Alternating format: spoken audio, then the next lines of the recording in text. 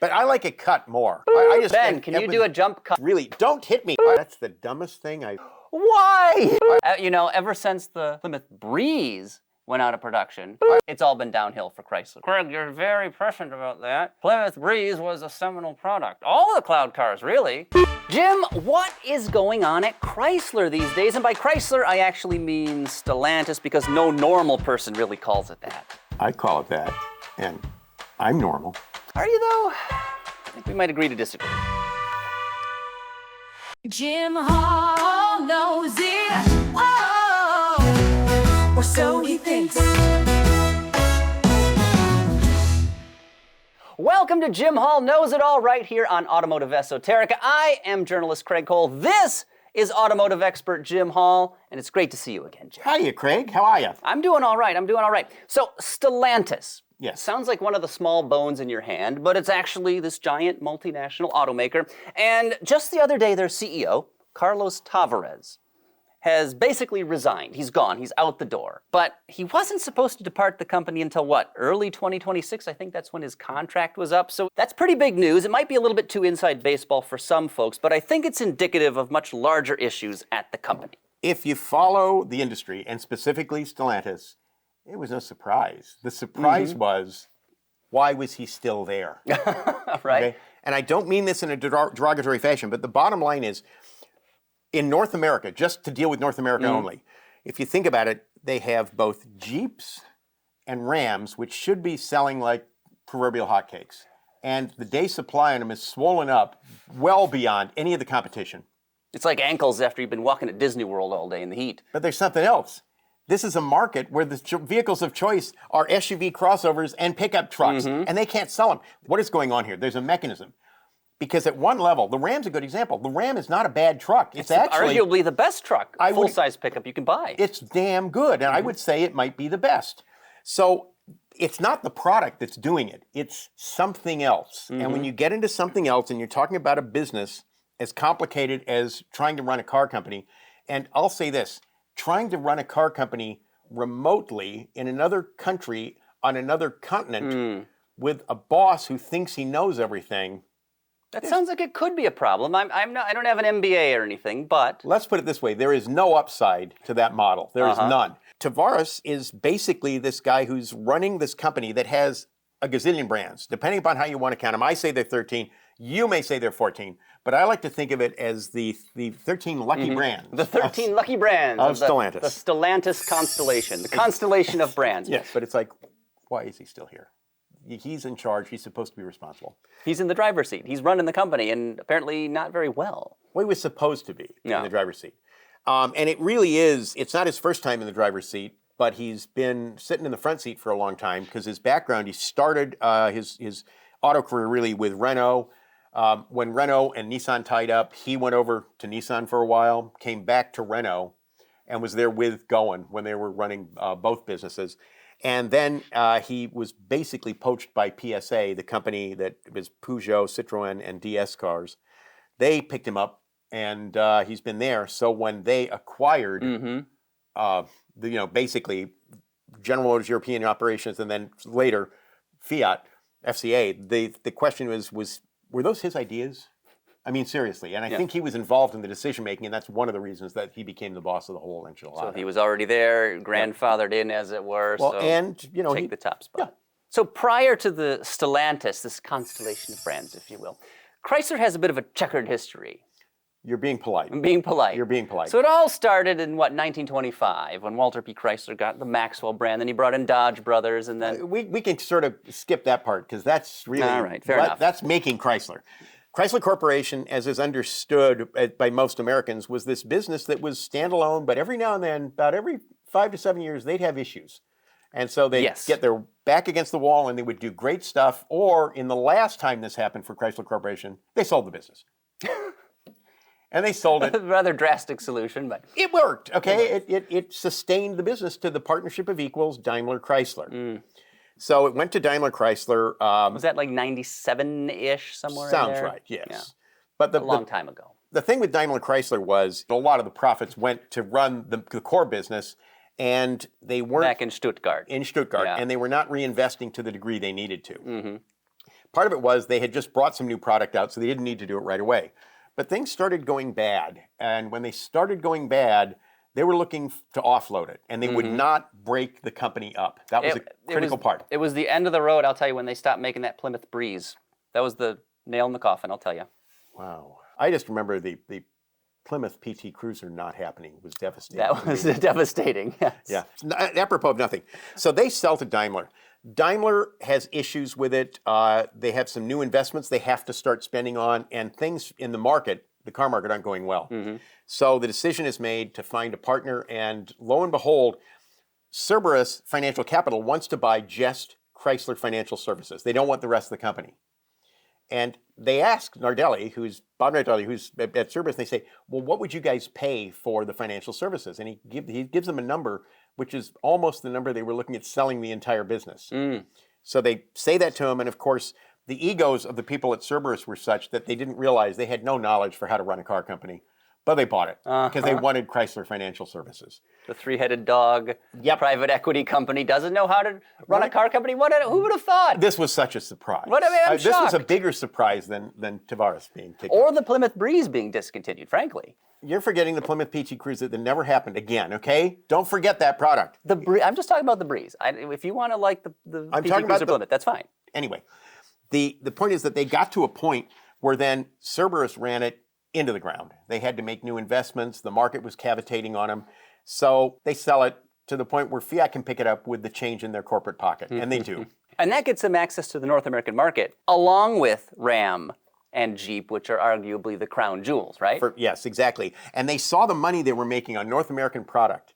And truthfully, for a Lancia, they would sandpaper their eyeballs to lose half of that. I mean, so it was a phenomenal thing of how profitable the cars were. And FCA did a pretty good job. FCA, like the original Chrysler, is a good steward of brands. But FCA has issues, and they're looking at selling it, or they want to merge with GM. They kept wanting to merge with GM. It's crazy. It was insane. So they legitimately wanted to merge with GM, or was that just some random rumor started by there were things some freelance scoundrel? There's a whole story there that maybe that's a whole episode of the show, right? I don't think so. No, I mean, not with me talking about it. There is such a thing as NDAs. Anyway, it gets to a point with FCA where they sell it, and PSA, Peugeot Citroën, buy it. They spend the money on it, and then they run it remotely. And unlike Fiat, that ran it from the States, they focused on the U.S. strength. Sergio Marchionne was here most of the time. Not all of it, most of it. And it's just the opposite with the way Stellantis runs it. It was hands-off. When things were good and the cash is flowing in, they're happy. But as stuff changes, they don't see why it's changing. They don't understand the market. So they either don't do anything or they do the wrong things. So let's talk about the systemic problems facing Stellantis. And then a little bit later in the show, we'll get to some of your solutions, how you might fix it if you were in charge. Maybe they will hire you as the CEO. We'll see. Oh, Lord, I hope not. You could do a lot of good things, I think. Jim. Perhaps. Let's see if you can name those 13/14 brands. I'm going to hold up my notes here. All right. And we're going to test Jim. We have, let me see here. I'll start with the low-hanging fruit. We have Jeep, Ram, Chrysler, Dodge. We also have Fiat, Lancia, Maserati, stand by, Alfa Romeo. Then there would be Peugeot, Citroën, DS, Vauxhall, Opel, and I'm missing one. The one that you don't consider to be a brand. Well, it's not a brand. 13. I got the 13. That's all that counts. You got the 13. This clown here believes that Abarth is a brand. It's debatable. It's a trim level on Fiat's because they only offer it with Fiat. If true. They did, for example, an Abarth Chrysler minivan. If they did a Ram Pacifica. Abarth, I would be all in for that one. Why not? Oh yeah, you bet. And don't ever say Abarth. The guy was Austrian. Very. It's Abarth. Abarth. So those are the 13/14 brands of Stellantis, which is kind of a mess if you think about it, because it's an American company, it's Italian, now it's French, and they're headquartered in the Netherlands, right? I don't know if they're headquartered anymore, but their financial center is the Netherlands. And that's because a very large group, in fact, the majority shareholder is the family that owned FCA or controlled FCA, the Agnelli family. Yeah. And they have a big trust where they deal with it there. It's a large conglomerate.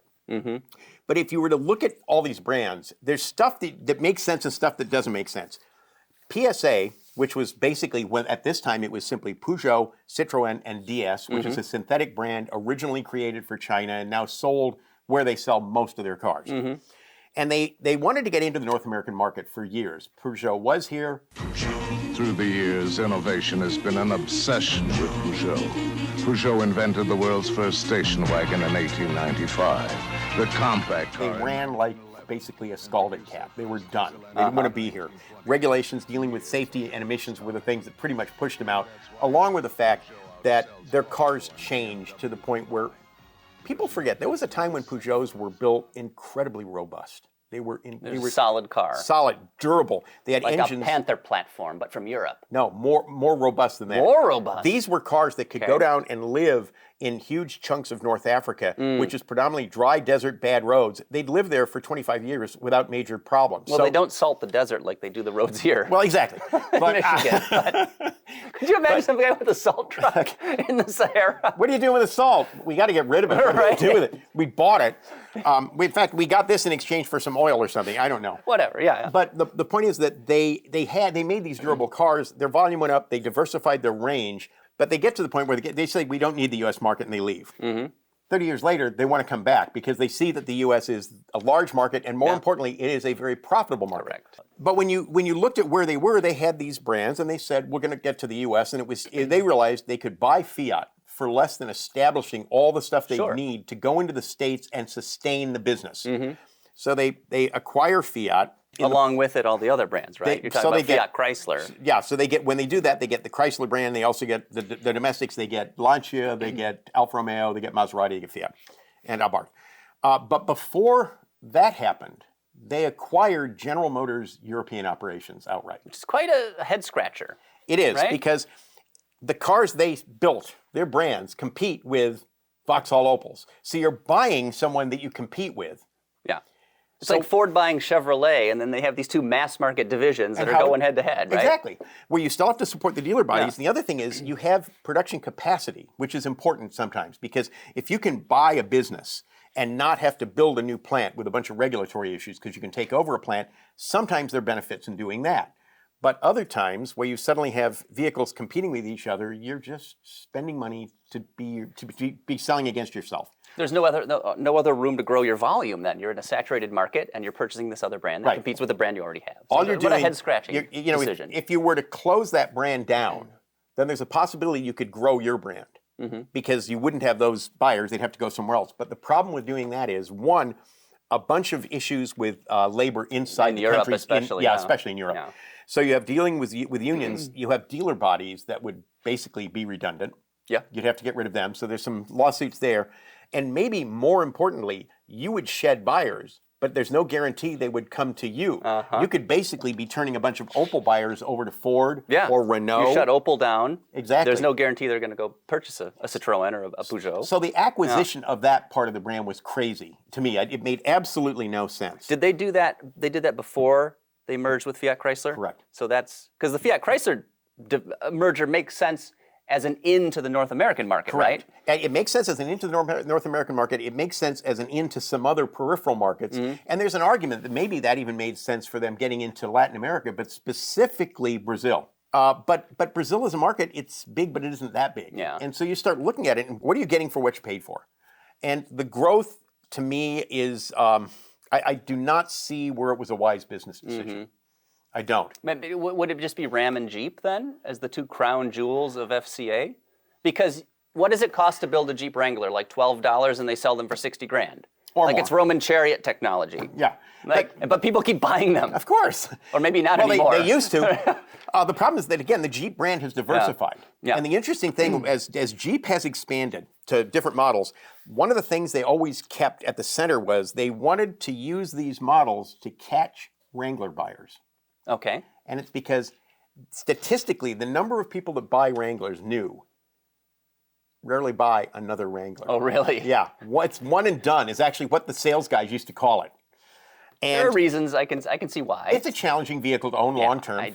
But they would have these catch products, and they'd have incentivized leases or so on. So if you trade your Wrangler, and we'll put you in, and you could go up or down market. Sure. Because they had good products on both sides. The Compass sides. or whatever, the Cherokee, the Grand Cherokee, now the Wagoneer, which is considered a separate brand in some instances. I think that's changing. Which is kind of, not a good idea. No. But the point is that there now are a lot of Jeeps. Yes. And where they added Jeep product, they're throwing in to where there is already a lot of competition from Ford, General Motors, Chrysler, Everyone else Toyota. has an SUV. I'm sorry, Chrysler. Yeah, exactly. Or a crossover, small Definitely crossover. not Chrysler. No. As the case may be. So when you start looking, it's like that could have been one of the reasons Jeep has taken a hit. I don't know if that's all of it, but that's part of it because they're going into markets.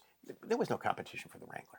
There wasn't. Not functionally until really like the Bronco came out, right? The Bronco's as close as you come, and there's an argument that the Bronco still isn't there from a public perception standpoint. Yeah, doesn't have the brand recognition. Not yet. Jeep does. Will it in a decade? Very likely. If Ford sticks to it long enough, we'll see. They have a notorious history of sticking to something, or sticking for too long. Way too long. So that's a bit of the background, Yeah. the why they merged, why Stellantis became a thing. Let's talk about 2023, because last year was a pretty good year for the company, wasn't it? For profits and sales and... Well, I believe somebody I know called it a banner year. Okay. And it was. There's no doubt about it. 2023 was one of those you get and you smile. And that's when it's still a fresh acquisition to Stellantis. A couple years old at that everybody point. says, wow, this guy's a genius. 2024, maybe not as good of a year for them. Definitely... It's still a banner. It's just that it's a black banner. It's like it's the crepe worn on your sleeve. It defies logic. Yeah. Like I said, their sales are down. They can't move vehicles, and the products are pretty good products too. So it's not a product issue. And the thing is, why aren't people buying them? What's the issue? Quality is a long-term Chrysler issue since at least like 1957, right? It goes back. When those cars came out, they were apparently a disaster based on what I've read. Well, that was called the forward look. Yeah. And they were saying the forward look of low quality. It's the gift that keeps on taking for them. And I mean, it keeps on happening. Yeah. They went all throughout their history. And the thing is, boom and bust. Right. You look at Chrysler and it's like, well, we're coming up to the time where we're going to have to go sit in the barrel for a while. And it just was that way. And that's why it was sold to Daimler originally, because they were about to go into one of those declines. Got sold. Around that same time, remember, you had the Smart Adventure, which was not smart. Despite the name, it was not a smart idea. No. The second most inappropriately named car in the United States. And what was the first? Ford Aspire. Oh, then we'll put a photo of that up because nobody aspired. No, you aspired. You aspired to get out of it. That's true. It's like, I can't wait till I can sell this thing. By the way, was it just a rebadged Kia? It was a Kia. It was a little more than rebadging because it had a different shaped grille. Okay, very good. So there was a molded part that... Wow, they put in a lot of effort. Yeah. So Stellantis, we've got this, they can't sell cars, they've got inventory piling up, there may be some quality issues, which has historically been an issue. Their stock price, they've lost 40% of the value this year as well. And that's got to be stock is up? Like 50-something? Ford is relatively flat? Ford stays flat. Understand Ford never changes. Well, no, what happens is Ford is a business that's functionally controlled by the family. So the street doesn't like it. They never will. Is there a single problem that has caused, a single issue that's caused all these problems for Stellantis, or is it like the perfect storm of issues going on? What's the reason? There are multiple issues. It isn't simply one thing, but for them to first of all have a situation where they're one of the reasons their inventory's up, they're pushing vehicles to dealers more than the dealers can logically liquidate. To wit, you're building up day supply. That's always bad when you push cars. You need to be in line with where the market is. The problem is, with that, you also have to keep the plant running or you're paying workers to not work. Never looks good in the bottom line. No. You have better product in other segments and more competition. That's always going to be a problem. And you have the ongoing problem of the mothership. It looks to be very disconnected from this operation. And as long as it's doing fine, that's fine. Just go ahead and it's fine. But Tavares also was notorious about saving money. And saving money in this case means consolidation of platforms. Okay. Well, that makes a lot of sense in many instances. It makes a lot of sense. The problem is it's easy to consolidate platforms between Peugeot and Opel. You're selling in the same markets. The same stuff kind of sells. Well, you can't do that quite as easily in the United States for two reasons. One, the size of the vehicles. Now, we have vehicles that are European sized and they're big segments, crossovers. But Jeep has a very specific design DNA. A little bit. That is I've noticed. But it's beyond the grills. I'm serious now. If you look, there's a lot of visual continuity on the Jeep crossover vehicles. All right? That when you start looking at the portfolio of European crossovers, from DS, Citroën, Peugeot, Opel, Vauxhall, you realize they don't have anything that can easily be transformed into, so there's cost. Conversely, this is a segment the competition is increasing on from Jeep. A Jeep Wrangler is a Jeep Wrangler because it's a Wrangler. Yeah. A Jeep Compass is an Escape. Or a Rogue. Or an Equinox. I mean, it's a fill in the blank, okay? It's got so much competition. And what about it makes it a Jeep? They used to talk about trail rated, and they actually were pretty brutal about taking crossovers and making sure they could run the Rubicon and so on. I'm sure that's still being done, but my guess is it's not being done with quite the enthusiasm it was before. Because does it really matter? Well, we see what happens now, because my contention is it did matter. It's why they were selling better before than now. But the amount of Jeep Wranglers we see here in southeastern Michigan, they're never being taken off-road. No, I'm not talking about that. I said the trail rating thing. It included a badge. It was a model. But I'm just saying, even if Wrangler drivers aren't going off-roading, how many Compass drivers are? That's not what it's about. This is selling brand. Okay. It's perceptions. Okay. It's image. When suddenly you're... Then just put the badge on and don't worry about the capability, right? That's where I think the next step might be, and that would be a mistake. All right. Well, next up, Dr. Hall will share his prescription for how he would fix this struggling automaker. He'll also share his esoteric pick for this episode of the show, which could be automotive or maybe even pop culture related. I have no idea what it is. It is one of them. It is one or both of them, maybe. Additionally, if you have an idea for a topic or if you've got a question that you'd like answered on the show, make sure you leave that down below in the comments section. No promises, but we might use that for a future episode of Jim Hall Knows It All. Additionally, give this video a thumbs up if you enjoyed it, and of course, consider subscribing to the Automotive Esoterica YouTube channel so we can keep bringing you content just like this, and we do appreciate that very much. Yeah, I would even be willing to name some subscribers or some viewers' names. You would? Yeah, if they subscribe, then we can read their names on the air if they like. I'd actually like to call out a few right now. One of them is Jelly Diablo. And then, of course, Bobby Monroe. And we have to thank Astra Verica. I hope they're all listening and watching this very episode. What about EW Justice 22? No, I didn't. John Manugian. Oh, John Manugian. Ooh. I'll tell him it's a dubbed Japanese monster movie and he'll watch it. Okay. He has an affinity for those. But anyway, yes. Stellantis. How would Dr. Hall fix this company, and can it be saved in its current form? The thing is, the best way to save it would be able to get a time machine and go back about 4 years, seriously. Because of the nature of U.S. market and how different it is from the European market, it's very important that you have firsthand knowledge, you see how the system works, including the dealer body and the union representation. Because there was some stuff done that was totally out of whack with what they should have done because they don't understand dealing with U.S. unions. It's not the same as dealing with the unions in France or IG Metall in Germany. They never got that. And because Marchione, the head of FCA, was here, they saw it firsthand.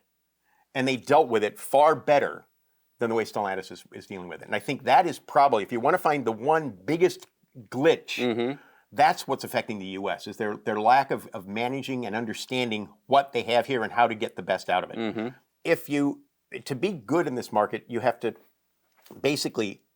have a place where people only accept you, where they want your product above anything else. Then you have pricing like a Porsche, then. Like what Rams used to be. Okay. Like what Ford F-150s are today. That you define a product. Now they do that with the Wrangler, but the Wrangler is, in one respect, a hopeless product to sell more. 300,000 Wranglers in a year would be a hell of a job. It's doable, I think. Haven't they been doing 400,000 in recent years, though? Yes and no. Okay. Export. All right, because they do export it. It's an export vehicle. And you see, that's what's interesting. The Ram is not an export vehicle. The Charger is not an export vehicle. You start going through their list, and they're not export vehicles. Their van is too large. And then what else have they got? They have Jeeps that are exportable. There's the Pacifica. What year does your watch say? It says Skagen. The Pacifica is too big. Of course current it is. Pacifica, it's Yeah. too big. Of course it is. Just like a Ram. You're not going to sell a Ram in Switzerland. Well, although I saw a Ram in Switzerland I was actually on a earlier drive. this year, and it was. Didn't wow. you see an Escalade V or something? Yes, too? in Dusseldorf, I saw this brand new Escalade, and it's the scale of it over there. Yes. Which is now becoming a crossover market too. But we're talking about it's an Equinox size crossover Correct. market. And that's big. That is big. But you see the Could you imagine Escalade. parking that thing like on the street? It was parked on the street. I know, but still, it was like a 47-point turn to back it into this little kind spot. of stuck out into the travel lane. Okay, it's fine. They'll just go around it. No one wants to hit it. Is this a tangent that we should probably not have discussed? Stellantis. How does Jim Hall fix Stellantis? Are we still talking about Yes. that? And who should the next CEO be? Do you think they'll promote someone internally, or will they go outside of the company to bring back, say, an Alan Mulally or Bob Nardelli? We've broken him, folks. Nardelli. Yeah, that's want the the Home ticket. Depot guy again? Yeah, bring Nardelli back, and everything will be just fine. He did so well the first time. He did a heck of a job. He did a job all right. He set it all up for Fiat, This is true. so he could set it up for the next buyer. This is exactly true. Okay. But if you were to look at who's next, there are two issues. One, there's the control of the company by the group, this group that holds the big chunk of stock that is controlled by the Agnellis and the Agnelli estate. They have a big vote. So you get to a point there when you say, do you want to promote internally? And my contention is, who is ready to go at Stellantis? And the bench is kind of light. Remember where Tavares came from. So Not a good track record. no, not a good track record. So when you start looking at where you're going to go, it has to be an outsider. And logically, because of the importance of making America work to feed capital to the rest of the organization, logically it should be someone who understands the nature of the American market, manufacturing issues, and technology issues. And that doesn't have to be an American to do that.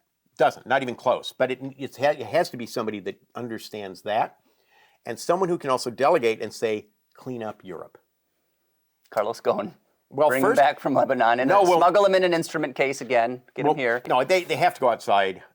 They have to get someone that has that ability to understand the importance of the U.S. market, the strengths and weaknesses, how to make the American market work, and to delegate for Europe.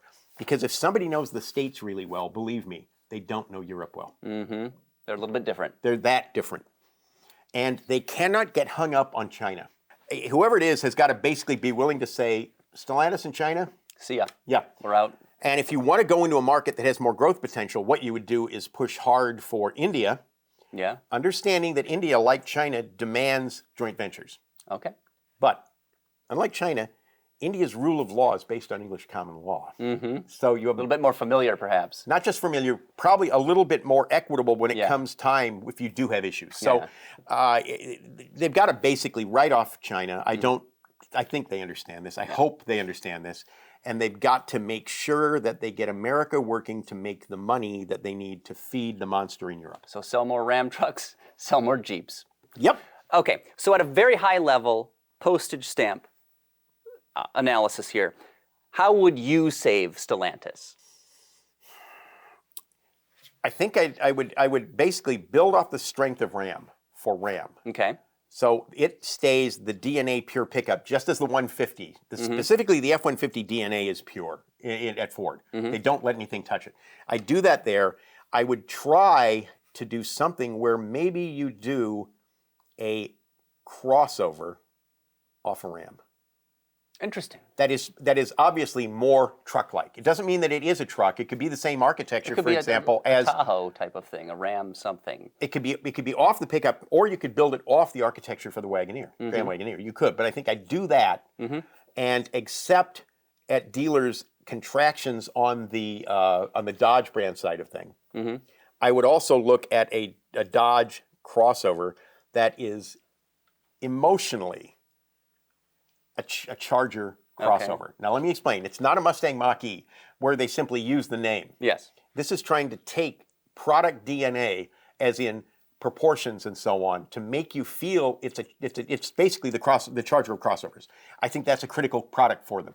But again, we're talking about more investment, spending more to make it work. To hopefully make more. down And the road. therein lies one of the problems with this doing. Would you bring Ram back to Dodge and No. just consolidate them? No. They're in the same dealership. It doesn't make any it difference. doesn't really matter, I No. guess, at that point. No, and that's why somebody says, well, Chrysler has only one vehicle. But I would also put in there, they showed a concept as a Chrysler, The airflow? the Airflow, Yeah. which is a product that arguably needs to be built. They need a product like that. Well, they have all these architectures they could use. Why does the Chrysler brand not have a version of the Grand Cherokee, a version of the Compass, or whatever? Because they're in the same dealership. And as soon as you start tripling those up, where you have the same product two ways, you've got to be very careful. That's been successful. The guys that pulled that off most recently, with the same architecture, selling to two entirely different buyers out of the same store was I don't know. Buick Enclave, GMC Acadia. Okay. An Acadia Denali was contented exactly like a high-end Enclave. I mean, it was. They cost within $1,500 of each other, comparably equipped. Very few people that went in to buy an Enclave even looked at an Acadia and vice versa. They had the secret sauce on the previous generation of those two vehicles. They did. There was very little cross-shopping.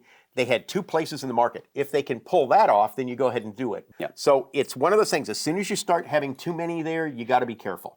What you need to do is have clear space for Ram or for Jeep, and make people understand that Jeep crossovers are different from the other guys' crossovers. So a lot of this is marketing, positioning, and maybe even spending some money to do a few of these. Whether you sell 20,000 of a certain trim level, go back for trail rated and promote it, because it's what makes us different. You may never use it, but we do a far more fill in the blank. Yeah.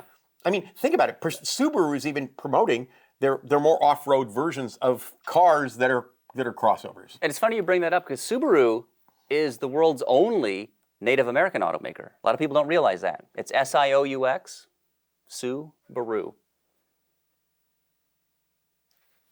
I'm curious, how long did you work on that? Has that been like a couple of weeks since we did It's been kicking around for years, Jim. I've been waiting to pounce. I'm going to tell you something. That would have been the last show with Jaguars, okay? This is true. Yeah. Don't, if you think about it for a couple of weeks and you haven't done anything with it, Just let it go. let it go. Just let it go. Last question before we get to your esoteric pick, Jim. Yes? Are you optimistic about Stellantis in the near term, and what about the long term? It's a deep sigh, folks. I'm not pessimistic, but I'm not optimistic in the near term, because there are a few decisions they're going to make. They're going to determine whether they have a long term. And they're all going to happen probably within the next year to year and a half. And it doesn't mean the company's going to go out of business, but it may not be the monolithic part it is. They may sell off some stuff or just shutter some things.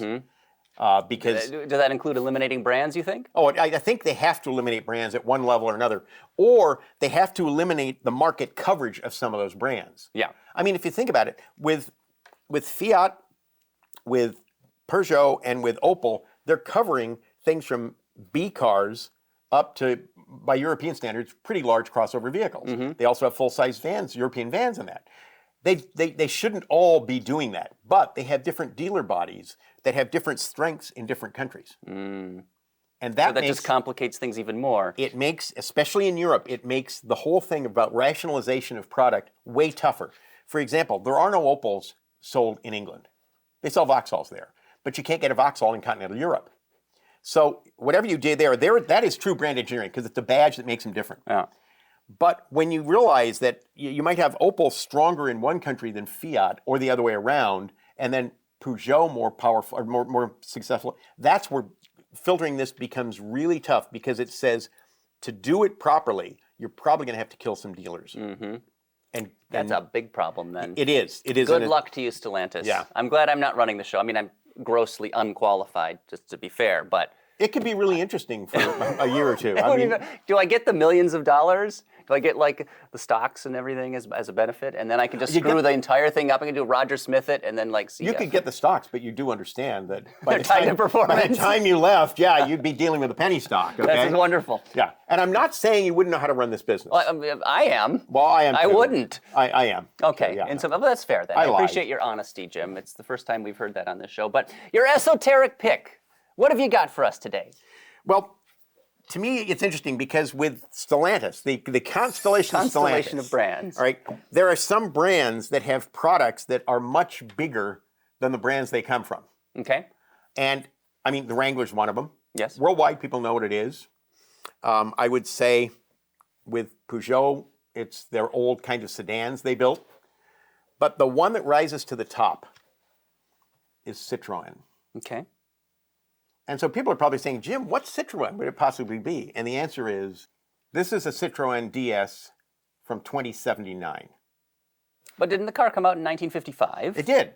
Okay. This is after World War III. Oh, geez. Well, we're gearing up for that these days. We are. And the best way to introduce you to it is probably this way.